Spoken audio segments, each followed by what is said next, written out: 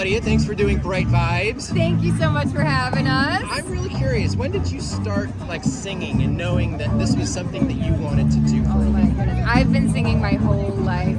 I really have. My dad got me a karaoke. My parents got me a karaoke machine. Well, I guess you could say it was Santa for Christmas when I was 4, and I never put the thing down. And I never thought I was going to get to do this as a real job. I always separated it. I thought work and play, and I've just over the last few years been able to really turn this into a career with my amazing team that believes in this and is as crazy as I am.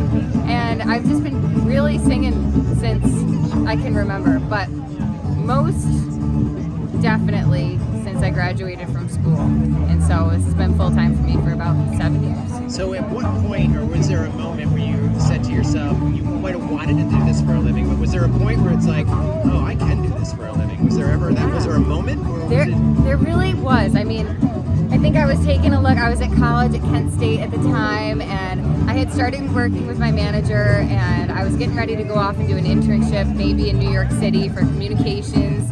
And my manager was like, well, what if you did the internship here at the studio, and we could start to work on some songs and really start to make this happen for you? And I was like, there was no doubt in my mind. At that moment, I just knew that meant there's a chance we could pull this off.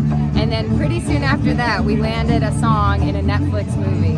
And then it was okay, I can see how this works now. So it's called Wildflower. I had a tiny role in it. I said one line. I'm really hoping to do some more acting in the future, but it was just one of those things that makes it feel real for you. We had a first song on country radio in 2017, and I was like, oh my gosh, I'm not crazy. Everybody has a dream of doing something that's out of their reach, but when things like that start to happen, it feels like it could happen for real. So you're an upstate New Yorker. Yes. Was there ever a need of I gotta go down to Nashville? I can't do this up here. Oh yeah. Well, I figured I would move there just because it seemed like that's what everyone who loves to sing country music does. But everyone asked me, when are you moving? When are you going?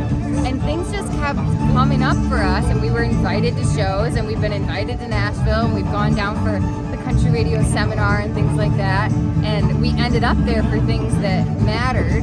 But once I started to feel like I could make it work from home in upstate New York, I was like, there's really no reason to move. You can do this from wherever you are, as long as you love it and you're willing to travel, and it's just worked out from home. What are some of the highlights for you so far? You've gotten some open for some pretty big folks. Yes. And so what are some of your personal highlights? Definitely opening up for Miranda Lambert. I think I could probably talk to anybody, and she was the only one who really had me completely speechless. Meeting her outside her dressing room, I don't know what I said to her. I know she complimented my boots, and I was wearing her brand, her Idol Wind boots.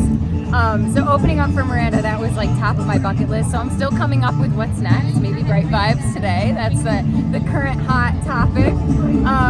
So getting to open up for some of my fans and singing in my first arena show with Pam Tillis and Lori Morgan. I mean, just things that little girls dream about, and to actually have them come true, it's just amazing. So you probably play a lot of unique venues.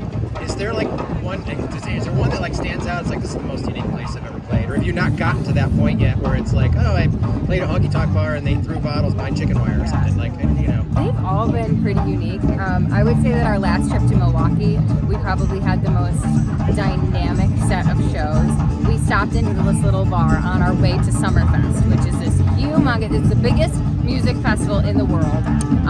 And we're getting ready to go play that. And the night before, we just popped into a tiny little place just to, practice a little bit, have some fun, eat some food with the locals, drink some beers.